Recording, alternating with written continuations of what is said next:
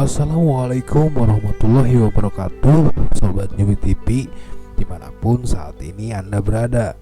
Kali ini Nyubi TV akan mencoba membahas tentang keyakinan akan kembalinya dinar dan dirham di akhir zaman sebagai keadilan sistem yang kita yakini bersama setelah sekian lamanya kita dicengkram dengan ketidakadilan akibat sistem mata uang kertas yang berlaku hari ini.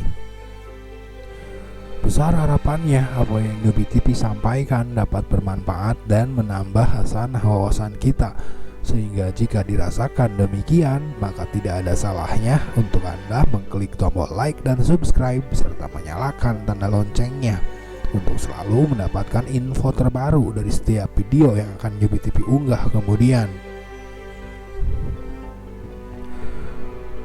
Sobat Nyubi TV, dalam sebuah hadis diceritakan akan datang kepada manusia suatu masa yang dimana tidak bermanfaat di masa itu kecuali dinar dan dirham. Hadis riwayat Ahmad nomor 116.569 dari Mikdam bin Madi Karib radhiyallahu anhu. Terlepas dari berbagai tafsir yang menjadi perbedaan pendapat mengenai hadis tersebut, maka mungkin sebagian kita sepakat bahwa kelak di akhir zaman dinar dan dirham memang akan kembali dengan segala keadilan serta kesejahteraan yang akan timbul darinya di masa pemerintahan Khalifah Allah Al-Mahdi. Beliau akan membagi-bagikan emas, manusia akan berada dalam kesejahteraan sehingga tidak ada satupun darinya yang akan mau menerima sedekah berupa berkeping emas sekalipun. Diriwayatkan dari Abu Hurairah radhiyallahu anhu bahwasannya Rasulullah SAW bersabda, tidak akan tiba hari kiamat hingga harta menjadi banyak pada kalian. Harta itu terus melimpah sehingga membingungkan pemiliknya. Siapakah yang mau menerima sedekah darinya? Lalu seseorang dipanggil, kemudian dia berkata, aku tidak membutuhkannya. Atau diriwayatkan pula dari Abu Musa radhiyallahu anhu, Nabi Shallallahu alaihi wasallam bersabda, sungguh akan datang kepada manusia suatu zaman di mana seorang berkeliling dengan membawa harta sedekah berupa emas, kemudian dia tidak mendapati seorang pun yang mau menerimanya.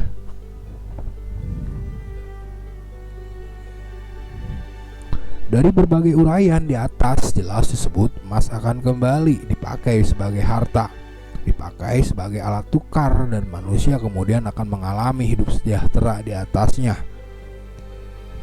Kesejahteraan setelah sekian lama manusia hidup di atas perindasan dan ketidakadilan sistem keuangan yang diciptakan Amerika Serikat melalui konferensi di kota Bretton Woods tahun 1944.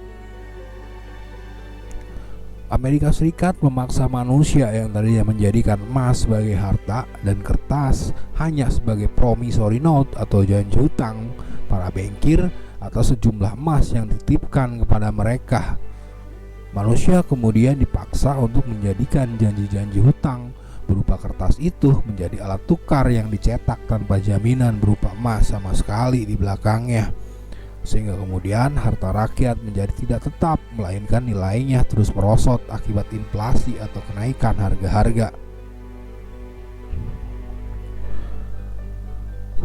Menjadi masalah kemudian bagaimana caranya emas bisa kembali, sementara fungsi emas sebagai alat tukar telah diilegalkan oleh Amerika Serikat dan dunia kemudian dilarang untuk menggunakan emas sebagai alat tukar. Bahkan jika ada yang memaksa menggunakannya, maka negara itu akan dibombardir oleh Amerika Serikat. Sehingga pertanyaannya, adakah yang berani menggunakan emas sebagai uang? Siapa yang berani melawan Amerika Serikat dan rudal-rudal nuklirnya yang disinyalir sejumlah 6.500 itu? Adakah yang berani mengembalikan emas dan perak jika hadis menyebut di akhir zaman emas dan perak akan kembali? Sobat Nyubi TV, seiring semakin seringnya Amerika Serikat menggunakan dolarnya untuk ranah yang lebih politis, yaitu menekan negara-negara lain dengan berbagai sanksi serta tekanan ekonomi yang bahkan mampu membuat nilai tukarnya dengan mata uang lain melambung sangatlah tinggi. sehingga mengakibatkan negara tersebut jatuh ke dalam jurang krisis ekonomi yang parah. Sebut misalkan Zimbabwe yang pernah mengalami nilai tukarnya terhadap dolar Amerika mencapai 35.000 triliun dolar Zimbabwe per 1 dolar Amerika, atau terhadap Venezuela, bahkan terhadap rupiah sendiri. Amerika Serikat juga pernah memberlakukan sanksi ekonomi sepihak terhadap Turki hanya akibat Turki tidak mau mengembalikan warga Amerika Serikat yang mereka sandra, setelah Amerika Serikat juga tidak mau menyerahkan tersangka pelaku kudeta yang gagal atas Erdogan untuk dibarter, sehingga Turki sempat dilanda krisis ekonomi dan Turki kemudian sempat meninggalkan dolar dan hubungan Turki sempat memburuk dengan Amerika Serikat pada saat itu.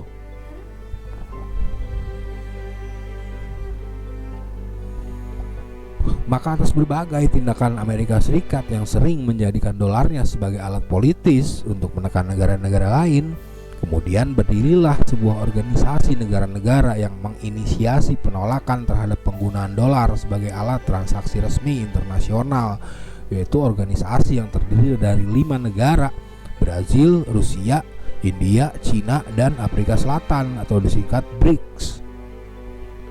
Organisasi ini berniat melepaskan diri dari ketergantungan terhadap mata uang dolar guna melakukan berbagai transaksi perdagangan antar negara, dan mereka menyiasati sebuah sistem mata uang lokal tanpa perlu lagi memakai dolar sebagai alat transaksi, di mana kemudian otomatis dengan dihilangkannya dolar sebagai alat transaksi resmi dan diganti dengan mata uang lokal, maka fungsi emas akan harus dibutuhkan kembali sebagai cadangan atas kertas-kertas yang diedarkan.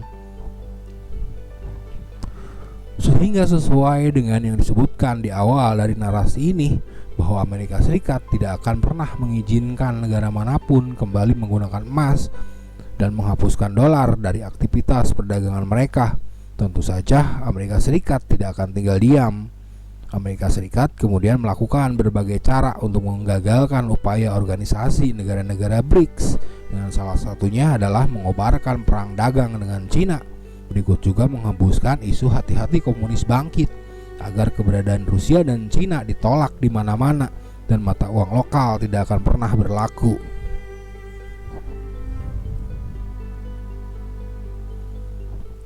Amerika Serikat juga kemudian menggeliat-geliat seperti cacing kepanasan setelah Iran menjual minyak mentahnya tidak menggunakan dolar, melainkan menggunakan mata uang lokal, yang itu tentu saja berpotensi meruntuhkan petrodolar yang Amerika Serikat siasati dengan Saudi Arabia pasca perang Yom Kippur, di mana Amerika Serikat yang hampir bangkrut dengan tingkat inflasi di negaranya yang mencapai 400% akibat embargo minyak dari negara-negara Arab pada saat itu, kemudian terselamatkan dengan persetujuan Saudi yang menjual minyak hanya dengan dolar Amerika.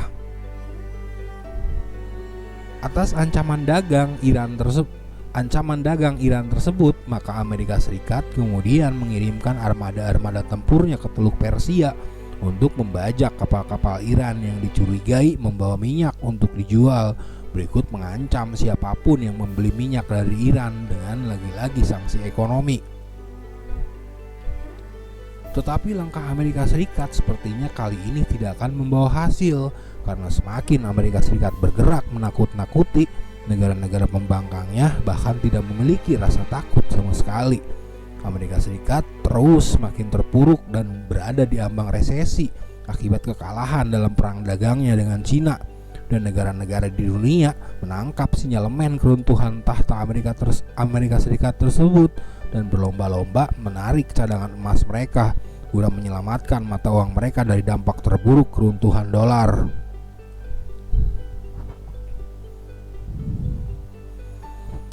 Ketika situasi terus semakin memburuk dan Amerika Serikat semakin berada di jurang kekalahan, angin segar kemudian bertiup bagi Amerika Serikat terkait adanya pandemi global COVID-19 yang sempat meruntuhkan perekonomian Cina dan Iran.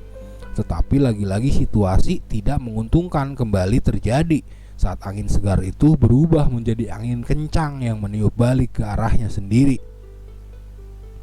Cina dan Iran lepas lebih cepat dari bencana wabah ini, dan pandemi itu justru berbalik menyerang Amerika Serikat, dan Amerika Serikat bahkan menjadi negara terparah atas dampak dari pandemi global ini.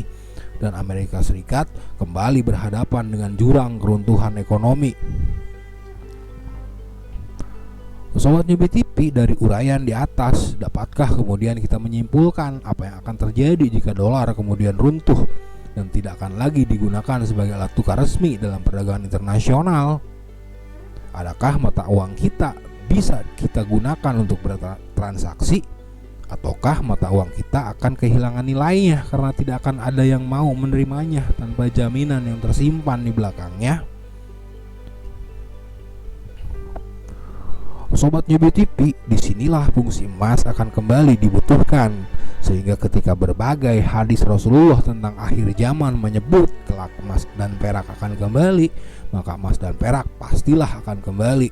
Karena jika dolar benar-benar runtuh dan tidak ada lagi yang menggunakan dolar sebagai alat transaksi global, maka dunia tidak akan menerima uang kertas yang kita cetak tanpa ketersediaan emas di belakang kertas yang kita cetak tersebut.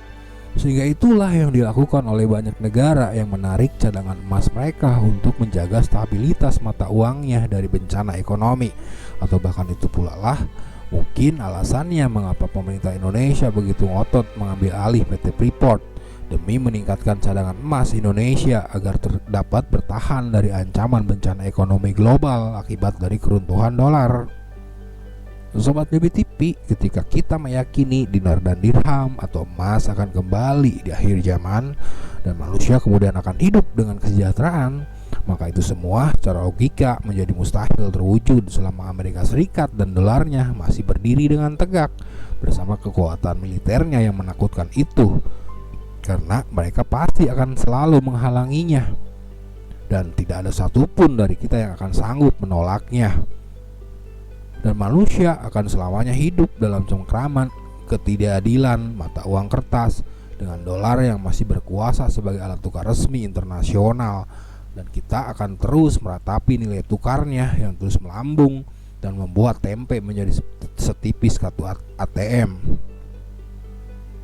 Maka beruntunglah kemudian ada Rusia, Cina, hingga Iran yang kemudian berdiri melawan keangkuhan dan keperkasaan Amerika Serikat dan dolarnya tersebut, sehingga kemudian dunia bisa melepaskan diri dari dolar dan menggunakan mata uang lokal, serta emas pun kemudian bisa kembali menjadi harta.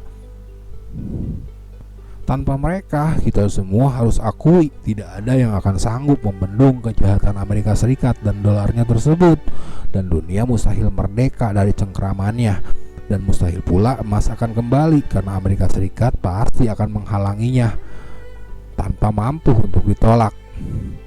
Sehingga jika semua kita sepakat bahwa ketidakadilan itu harus dihentikan serta emas dan perak akan kembali di akhir zaman, maka tidak sepantasnya kita berteriak hati-hati komunis bangkit atau menyerukan perlawanan atas Rusia dan Iran sebagai pihak-pihak yang dimusuhi, terlepas dari tafsir apapun yang Anda yakini tentang negara-negara tersebut. Karena logikanya kita harus akui tanpa mereka mustahil dolar bisa runtuh, mustahil emas dan perak kembali, karena mustahil Amerika Serikat dapat dilawan. Wallahu a'lam bishawab. Terima kasih sudah menonton. Assalamualaikum warahmatullahi wabarakatuh.